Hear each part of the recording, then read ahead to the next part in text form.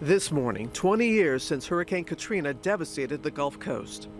The eye of the storm not far from my beloved hometown of Pass Christian, Mississippi, leaving a trail of pain and destruction. It's so important for people to realize the long-term effect that a storm like Katrina can have.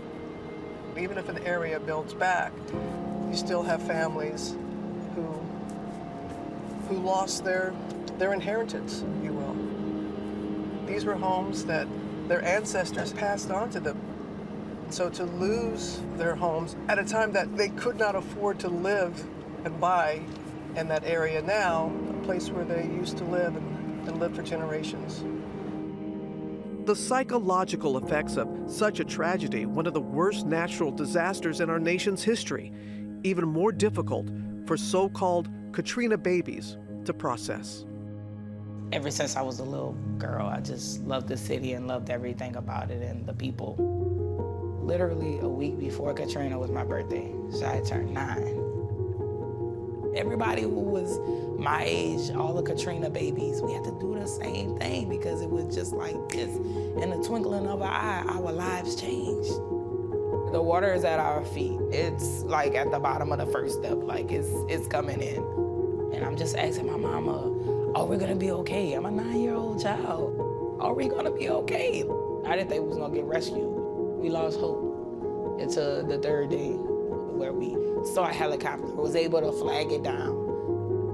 I'm holding on to my mom and I'm like, man, I don't want the basket to fall. We're swinging over water and roofs right now. Like, this is big. I was just so grateful that we had got rescued, and I was just like, what's next? What's life after this? Dealing with the storm, being a child, it kind of forced you to just grow up. There was maybe a year of time where I was away from home. Functioning, it was just surviving.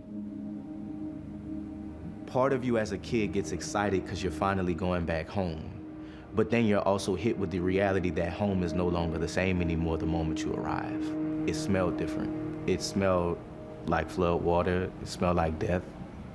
The sensory overload coming back into the city is something that also gets compartmentalized being a child. I didn't want to go to school. I'm staying on my property. My house is not even there. Why do I need to come to school? I had no motivation. If you could ever understand the suffering that some children are made to experience and that they can still get up and go to school. That was really my plea to Congress. Do not label our children as bad. Consider that they have deep sadness from all the adversities that they have been facing. It's hard to think about what your life is going to look like. All it seems like is that you're having to rebuild an entirely new life. Dealing with their trauma and rebuilding their lives, Jeremy now finds peace in photography. Art was my escape.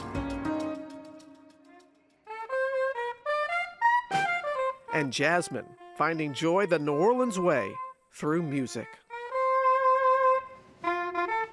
Music had become my therapy.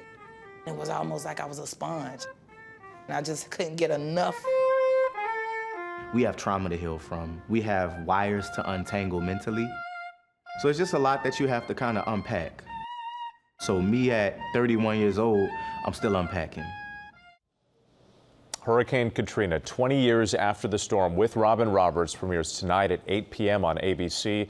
Produced by Robin's production company, Rockin' Robin Productions and ABC News Studios. You can also stream it the next day on Hulu and Disney+.